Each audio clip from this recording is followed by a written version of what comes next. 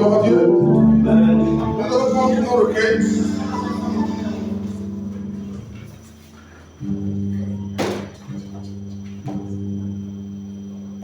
Bien avant ça, je voudrais qu'on se tienne debout, s'il vous plaît.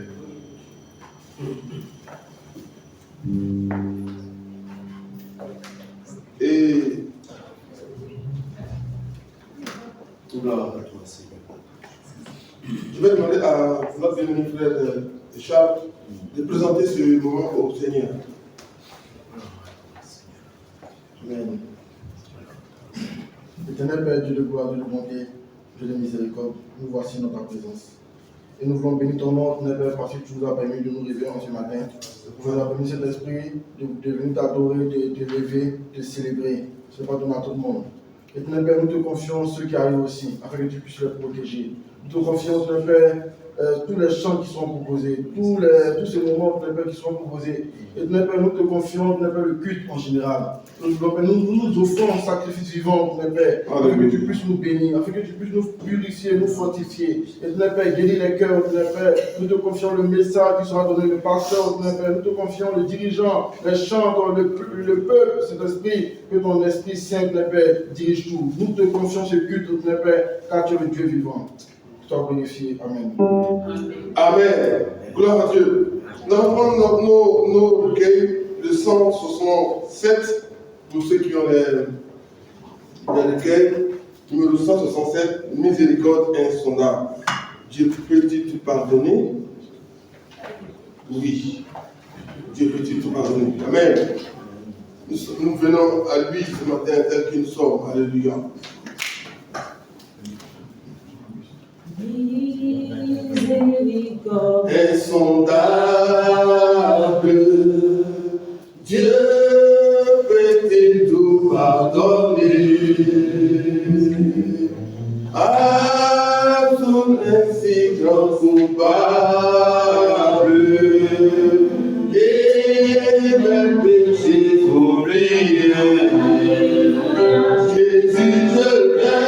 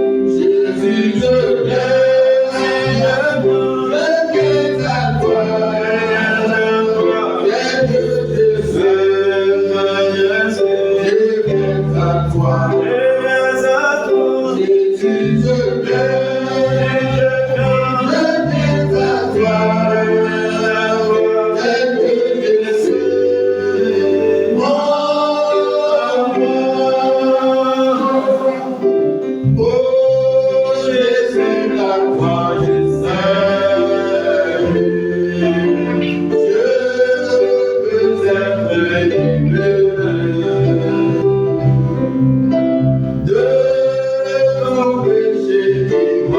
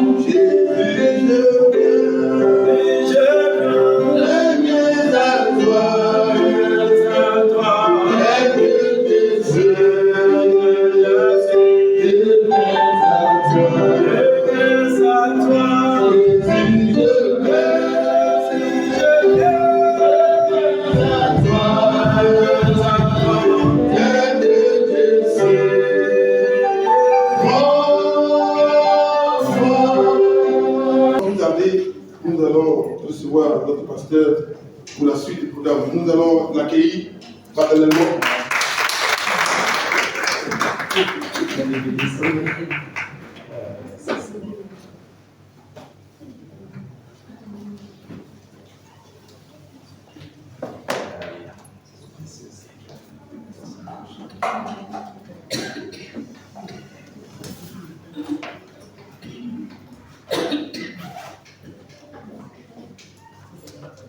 Nous vous saluons dans le nom de Jésus. Que le Seigneur bénisse abondamment ce matin pour ce qui est de louange et d'adoration. Soyez les bienvenus. Voilà. Merci. Voilà. Nous allons continuer le message sur 1 Corinthiens. Notre sœur a ouvert le bal ce matin. Nous allons continuer. Et ce matin, nous allons lire 3 textes. Non, on va commencer par Acte 18, 1 à 11. Acte 18, 1 à 11. 1 Corinthiens 3, 9 à 12. 1 Corinthiens 3, 9 à 12. Et Matthieu 16, 18. Voici les 3 textes que nous allons voir ce matin. 1 Corinthiens 3, 9 à 12. 9 à 12. 1 Corinthiens 3, 9 à 12 et Matthieu 16, 18. Tout ça, c'est pour nous conduire toujours dans notre étude par rapport à 1 Corinthiens. Et qu'est-ce qu'il y a? Quand je la vois, il dit, les parents, la présence des parents sont... Ils nous ont... Depuis elle est venue, elle est là. Au début, il y avait beaucoup de jeunes ici. Et qu'est-ce qu'il y a resté? Sans doubler les autres, bien sûr. Parce que les parents lui ont communiqué une semence. Elle ne vient pas dans... C'est comme elle va à l'église de ses parents. Il faut comprendre ce que c'est que l'église. On ne va pas tout dire, il n'y a pas du monde. Quoi? Déjà quoi? Quel monde? Le Seigneur, il est dans le grand nombre comme dans le petit nombre. Amen. Alléluia. Il faut comprendre ce que c'est que l'église. C'est une intimité entre toi et puis Dieu. Une relation entre toi et puis Dieu. Je vous parle de ton Jésus. Mon Jésus.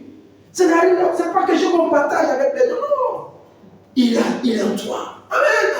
Même à la maison, tu es l'église du Seigneur. Partout où tu vas, tu es l'église du Seigneur. Et il nous dit, tout le bien que tu feras en mon nom, tu ne perdras pas ta récompense.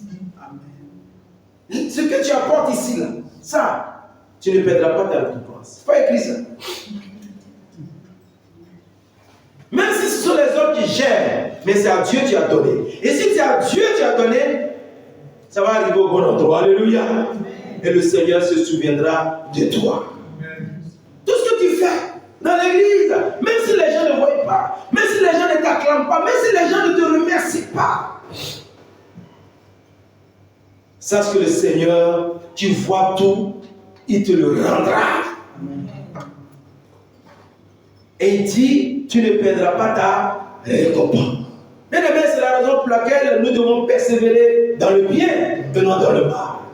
Je vais encourager tout un chacun ce matin, persévère dans le bien, fais le bien, fais encore et encore. Tant que tu peux, fais-le, ne t'arrête pas. Alléluia. Tant que tu peux faire du bien à un enfant de Dieu, tant que tu peux faire du bien à l'église, fais-le, fais-le. Persévère dans le bien. Fais de bonnes choses. Et le Seigneur te bénira. Et le Seigneur t'ouvrira son bon trésor. Et le Seigneur comblera ton âme de bonheur. Et le Seigneur bénira ta maison. Alléluia. Et puis quand Dieu parle avec Salomon, il dit toujours à cause de David, mon serviteur. Il parlait au roi comme ça. Hein. Dieu n'était même pas contre la personne de Salomon en tant que roi. Il dit toujours à cause de David, mon serviteur. Alléluia. David a fait quelque chose qui a marqué Dieu. Et à cause de ça, Dieu a dit à David, le trône ne va jamais s'éloigner de ta postérité. Mais quand Jésus lui-même l'appelle, Jésus le fils de David. Qu'est-ce que tu fais aujourd'hui pour que demain, maman, mon frère, papa, dans 20 ans, dans 30 ans, dans 100 ans, Dieu se souvienne de ta postérité. Il n'est pas seulement que toi. Il n'y a pas seulement que toi sur la terre, il y a ton sang. Des enfants qui vont descendre de toi. Tes arrière petits-enfants. Sème pour eux. Fais le bien pour eux. Aime Dieu pour eux. Prépare leur avenir. Prépare leur devenir. Prépare leur futur. Alléluia. C'est comme ça. Il dit à cause de David, mon serviteur. Et même quand Salomon a péché, il a laissé Dieu. Il a adoré le faux Dieu. Donc Dieu devait le balayer. Dieu dit, à cause de David, mon serviteur, je vais te laisser finir ton mandat. Maintenant, quand tu vas finir là, je vais arracher le trou. Parce qu'il y a une alliance entre Dieu et David. Et Dieu qui respecte sa parole, il a laissé Salomon finir. Il a fait 40 ans au pouvoir. Quand il a fini, il est mort. Son fils Roboam qui est venu, il voulait prendre le pouvoir. Dieu lui a dit non. Il dit, à cause de David, Salomon, ton père, je t'arrache le pouvoir. Oui, il y en a qui préparent des mauvais héritages pour les enfants. Quand ils sont morts, la première qui est dans la famille, là. Oui. On dit, votre père, voilà ce qu'il a fait, votre mère. Donc, il faut préparer de bons héritages pour tes enfants. Salomon n'a pas été capable de préparer un bon héritage pour Roboam.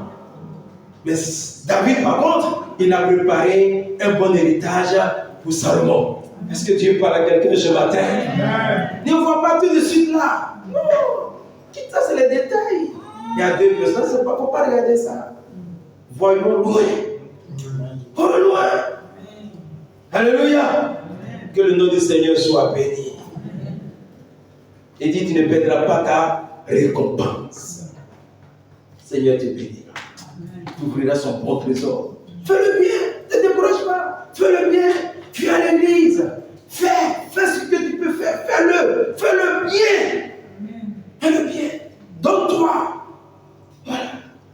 Donne-toi. Parce que le tout n'est pas de venir à l'église. Le tout n'est pas de prier. Non, prier, non. Mais le sérieux même que tu mets dans ta relation avec Dieu, c'est important.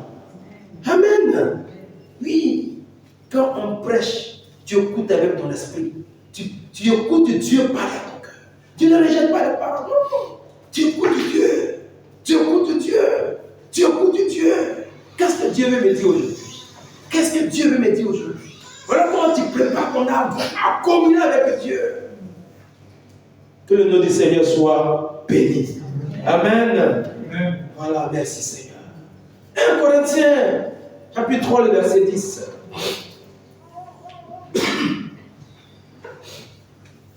Il dit, c'est Paul qui parle, il dit, selon la grâce de Dieu qui m'a été donnée, j'ai posé le fondement comme un sage architecte et un autre a bâti dessus. Mais que chacun prenne garde à la manière dont il bâtit dessus. Donc, en tant que chrétien, en tant que membre du corps de Christ, comme notre frère l'a dit ce matin, en tant que des hommes et des femmes appelés à servir et à bâtir, Paul nous dit que chacun prenne garde à sa manière de bâtir. Nous devons bâtir, mais il faut prendre garde à ta manière de bâtir. Il faut prendre garde à ta manière de travailler. Il faut prendre garde à la manière du travail qu'on t'a confié. Que le Seigneur t'a confié ce travail-là. Fais-le bien. Alléluia. Fais-le bien. Ce n'est pas de faire pour faire. Fais-le bien.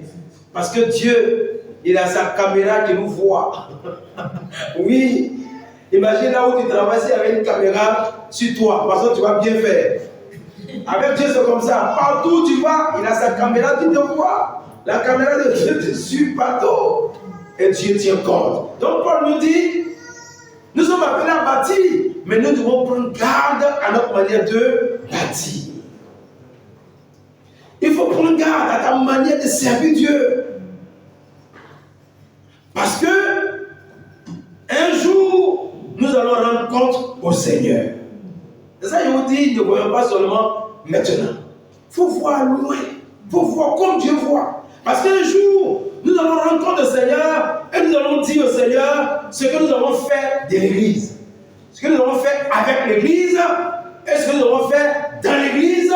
Est-ce que nous avons fait pour l'Église? Tu vas rendre compte. Moi aussi, je vais rendre compte. Quand tu étais là-bas, qu'est-ce que tu as fait à l'Église?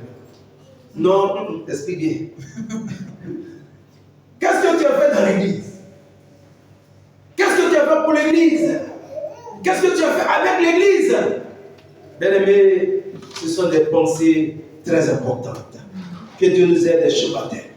Nous devons prendre garde à notre manière de bâtir. Donc, pour la conclusion de cette première partie, lisons Matthieu 7, verset 24. Matthieu 7, 24.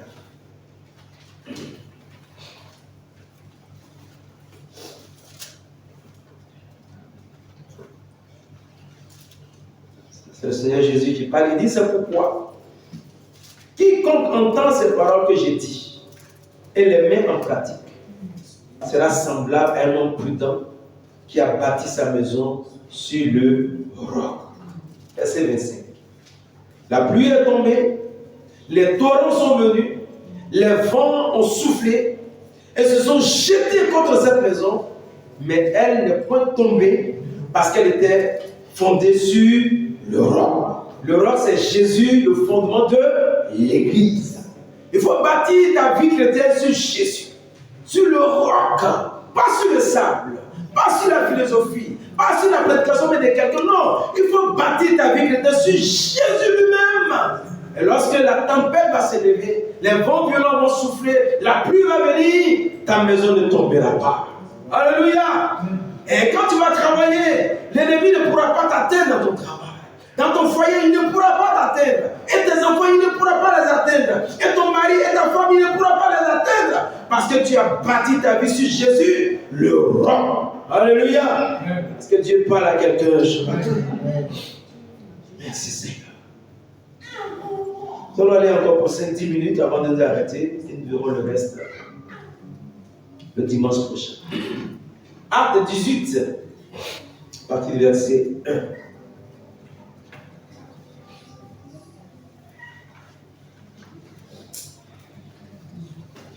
Acte 18, 1. Il est écrit. Après cela, Paul partit d'Athènes et se rendit à Corinthe. Verset 2. Il trouva un juif nommé Aquilas, originaire du Pont, récemment arrivé d'Italie avec sa femme Priscille, parce que Claude avait ordonné à tous les Juifs de sortir de Rome. Il se lia avec eux. Verset 3. Et comme ils avaient le même métier, il demeura chez eux et il travailla. Ils étaient faiseurs de tentes. Nous tombons directement dans la naissance de l'église de Corinthe. Nous avons vu le début du dimanche passé, notre sœur nous a fait son exposé. Lorsque l'apôtre Paul est arrivé à Corinthe, dans la ville de Corinthe, pour bâtir l'église du Seigneur, pour gagner les Corinthiens à Jésus, Paul a intégré une synagogue, la synagogue de la ville, pour apporter la bonne nouvelle aux Corinthiens. Il fallait bien commencer quelque part. Mais hélas, dans cette synagogue, Paul a eu d'énormes difficultés avec quelques membres de la synagogue. Pendant que Paul prêchait, les membres de la synagogue, ils s'opposaient à sa prédication. Ils allaient jusqu'à l'insulter. Ils l'insultaient. Ils s'opposaient à Paul. Pendant que Paul prêchait Jésus, le Christ, le Messie, les Corinthiens l'insultaient, se moquaient de lui, le méprisaient, lui disaient des paroles insoutenables. Et comme il persistait dans ce mal, au point où Paul maintenant était découragé, et il a décidé de se retirer d'eux en leur disant que votre sang retombe sur votre tête. J'en suis pur. Dès maintenant, j'irai vers les païens pour leur annoncer la parole de Dieu. Pourquoi? Parce que Paul ne pouvait plus. Parce que Paul était découragé. Paul découragé, sous le point de partir ailleurs, le Seigneur va se révéler à lui au verset 9. Le Seigneur va lui dire, dans une vision, ne crains point, mais pars et ne te tais pas. Au verset 10, il lui dit, car je suis avec toi et personne ne mettra la main sur toi pour te faire du mal. Pars! Car j'ai un peuple nombreux dans cette ville. Où est le peuple nombreux? Dieu dit qu'il a son peuple nombreux ici à Lyon. Alléluia! Ah, quand Dieu parle souvent, tu ne comprends pas. Il dit à Paul, au-delà des oppositions, de tout ce que tu rencontres, j'ai un peuple nombreux dans cette vie. Et je le dis avec force, avec foi, avec détermination et courage. Dieu a un peuple nombreux ici dans la ville de Lyon. Nous sommes des pionniers. Nous sommes ceux-là qui ont commencé. Les plus anciens sont là. Mais le Seigneur, il a un peuple nombreux dans cette vie. Amen. Que le nom du Seigneur soit béni. Et dans un moment difficile, qu'est-ce qui va se passer? Paul va rencontrer un couple. Il va faire une belle rencontre. Il va rencontrer un couple, Monsieur Aquilas et Madame Priscille, sa femme.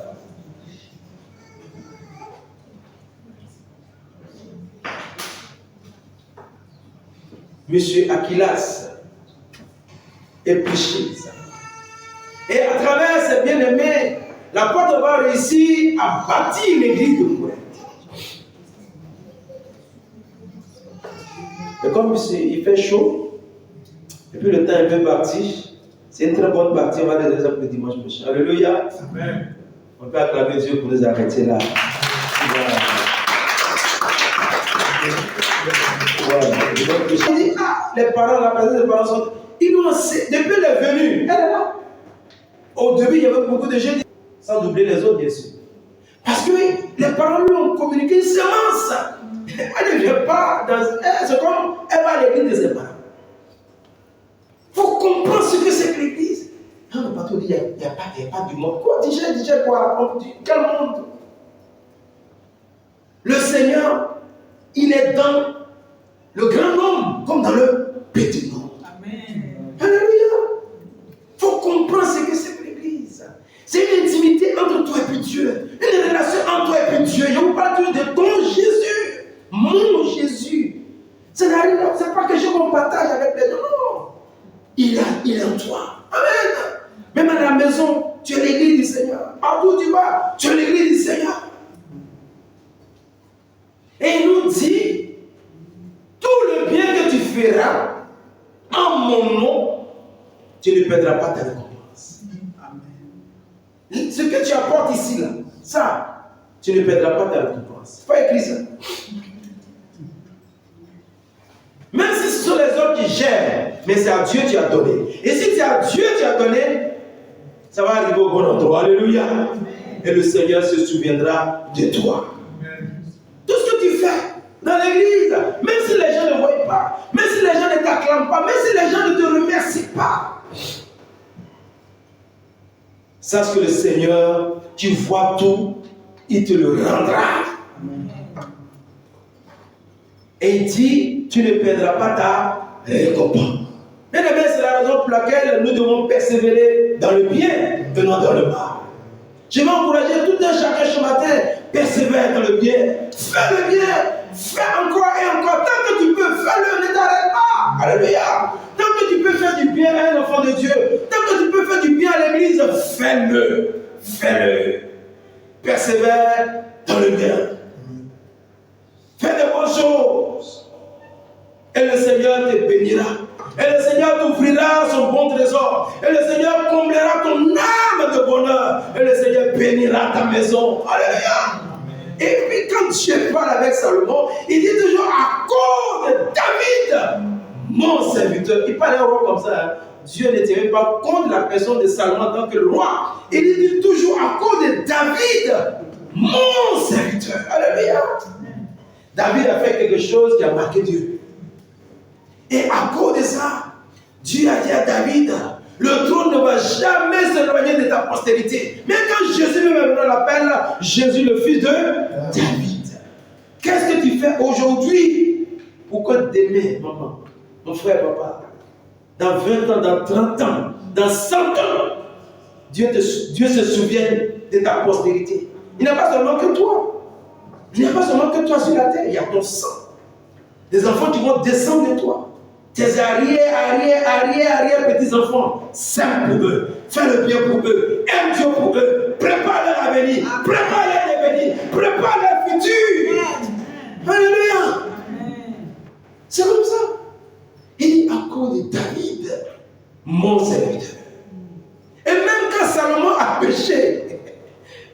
Il a laissé Dieu. Il allait adorer le faux Dieu. Donc Dieu devait le balayer. Dieu dit, à cause de David, mon serviteur, je vais te laisser finir ton mandat. Maintenant, quand tu vas finir là, je vais vous arracher le trône. Parce qu'il y a une alliance entre Dieu et David. Et Dieu qui respecte sa parole, il a laissé Salomon finir. Il a fait 40 ans au pouvoir. Quand il a fini, il est mort. Son fils Roboam qui est venu, il voulait prendre le pouvoir. Dieu lui a dit non, non, non. Il dit, à cause de David, Salomon, ton père, je t'arrache le pouvoir. Oui, il y en a qui préparent des mauvais héritages pour les enfants. Quand ils sont morts, la première qu'ils laissent dans la famille, là.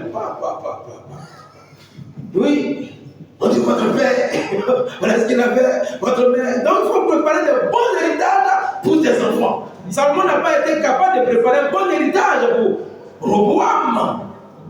Mais David, par contre, il a préparé un bon héritage pour Salomon. Est-ce que Dieu parle à quelqu'un ce matin? Ne vois pas tout de suite là. Non, ça c'est les détails. Il y a deux personnes, il ne faut pas regarder ça. Voyons loin. Voyons loin. Alléluia. Que le nom du Seigneur soit béni. Il dit, tu ne perdras pas ta récompense. Seigneur te bénira. Tu ouvriras son bon trésor. Fais le bien, ne te décourage pas. Fais le bien. Tu es à l'église. Fais ce que tu peux faire. Fais-le. Fais le bien. Fais le bien. Donne-toi. Voilà. Donne-toi. Parce que le tout n'est pas de venir à l'église. Le tout n'est pas de prier. Non, prier, non. Mais le sérieux même que tu mets dans ta relation avec Dieu, c'est important. Amen. Oui. Quand on prêche, tu écoutes avec ton esprit. Tu écoutes Dieu parler à ton cœur. Tu ne rejettes pas les paroles. Non. Tu écoutes Dieu. Tu écoutes Dieu. Tu écoutes Dieu. Qu'est-ce que Dieu veut me dire aujourd'hui? Qu'est-ce que Dieu veut me dire aujourd'hui? Voilà comment tu prépares ton âme à communier avec Dieu. Que le nom du Seigneur soit béni. Amen. Voilà, merci Seigneur. 1 Corinthiens, chapitre 3, le verset 10.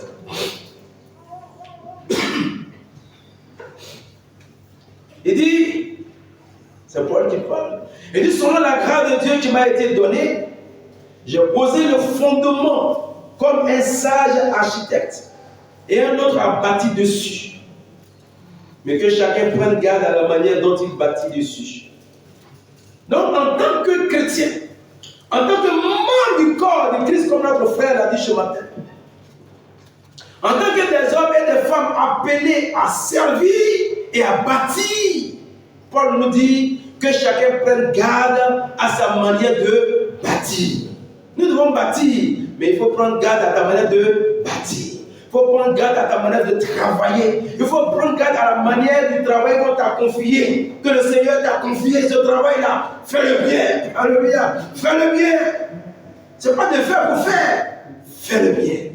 Parce que Dieu, il a sa caméra qui nous voit. Oui.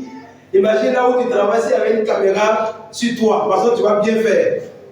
Avec Dieu, c'est comme ça. Partout où tu vas, il a sa caméra qui te voit. La caméra de Dieu te suit partout. Et Dieu tient compte. Donc Paul nous dit, nous sommes appelés à bâtir, mais nous devons prendre garde à notre manière de bâtir. Il faut prendre garde à ta manière de servir Dieu. Parce que un jour, nous allons rendre compte au Seigneur. C'est ça, je vous dis, ne voyons pas seulement maintenant. Il faut voir loin. Il faut voir comme Dieu voit. Parce qu'un jour, nous allons rendre compte au Seigneur et nous allons dire au Seigneur ce que nous avons fait de l'Église. Ce que nous avons fait avec l'Église. Est-ce que nous avons fait dans l'Église? Est-ce que nous avons fait pour l'Église? Tu vas rendre compte. Moi aussi, je vais rendre compte. Quand tu étais là-bas, là, qu'est-ce que tu as fait à l'Église? Non, explique bien. Qu'est-ce que tu as fait dans l'Église? Qu'est-ce que tu as fait pour l'Église? Qu'est-ce que tu as fait avec l'Église? Bien-aimés, ce sont des pensées très importantes. Que Dieu nous aide ce matin. Nous devons prendre garde à notre manière de bâtir. Donc, pour la conclusion de cette première partie, lisons Matthieu 7, verset 24. Matthieu 7, 24.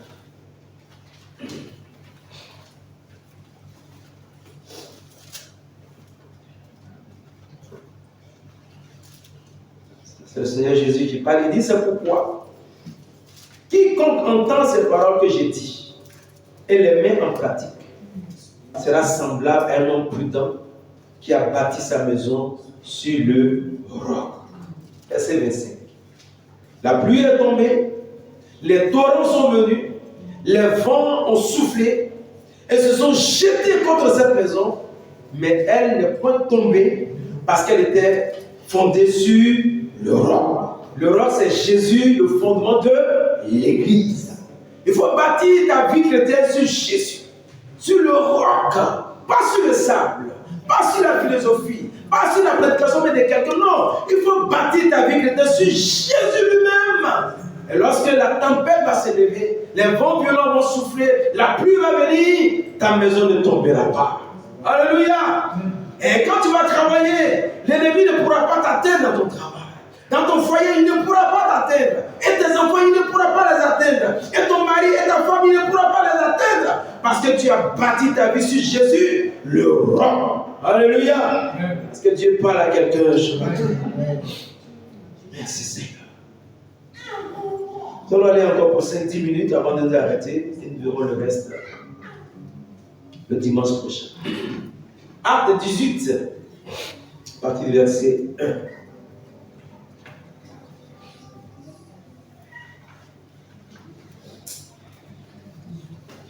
Acte 18, 1. Il est écrit.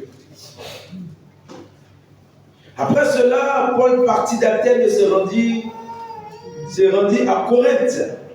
Verset 2. Il trouva un juif nommé Aquilas, originaire du Pont, récemment arrivé d'Italie avec sa femme Priscille, parce que Claude avait ordonné à tous les Juifs de sortir de Rome. Il se lia avec eux. Verset 3. Et comme ils avaient le même métier, il demeura chez eux et il travailla. Ils étaient faiseurs de tentes. Nous tombons directement dans la naissance de l'église de Corinthe. Nous avons vu le début du dimanche passé, notre sœur a fait son exposé. Lorsque l'apôtre Paul est arrivé à Corinthe, dans la ville de Corinthe, pour bâtir l'église du Seigneur, pour gagner les Corinthiens à Jésus, Paul a intégré une synagogue, la synagogue de la ville, pour apporter la bonne nouvelle aux Corinthiens. Il fallait bien commencer quelque part. Mais hélas, dans cette synagogue, Paul a eu d'énormes difficultés avec quelques membres de la synagogue. Pendant que Paul prêchait, les membres de la synagogue, ils s'opposaient à sa prédication. Ils allaient jusqu'à l'insulter. Ils l'insultaient. Ils s'opposaient à Paul. Pendant que Paul prêchait Jésus, le Christ, le Messie, les Corinthiens l'insultaient, se moquaient de lui, le méprisaient, lui disaient des paroles insoutenables. Et comme il persistait dans ce mal, au point où Paul maintenant était découragé, et il a décidé de se retirer d'eux en leur disant que votre sang retombe sur votre tête. J'en suis pur. Dès maintenant, j'irai vers les païens pour leur annoncer la parole de Dieu. Pourquoi? Parce que Paul ne pouvait plus. Parce que Paul était découragé. Paul découragé, sous le point de partir ailleurs, le Seigneur va se révéler à lui au verset 9. Le Seigneur va lui dire, dans une vision, ne crains point, mais pars et ne t'étais pas. Au verset 10, il lui dit, car je suis avec toi et personne ne mettra la main sur toi pour te faire du mal. Pars! Car j'ai un peuple nombreux dans cette ville. Quoi, le peuple nombreux? Dieu dit, il a son peuple nombreux ici à Lyon. Alléluia! Quand Dieu parle souvent, tu ne comprends pas. Il dit à Paul, au-delà des oppositions, de tout ce que tu rencontres, j'ai un peuple nombreux dans cette ville. Et je le dis avec force, avec foi, avec détermination et courage, Dieu a un peuple nombreux ici dans la ville de Lyon. Nous sommes des pionniers. Nous sommes ceux-là qui ont commencé. Les plus anciens sont là. Mais le Seigneur, il est un peu nombreux dans cette vie. Amen. Que le nom du Seigneur soit béni. Et dans un moment difficile, qu'est-ce qui va se passer? Paul va rencontrer un couple. Il va faire une belle rencontre. Il va rencontrer un couple, Monsieur Aquilas et Madame Priscille, sa femme.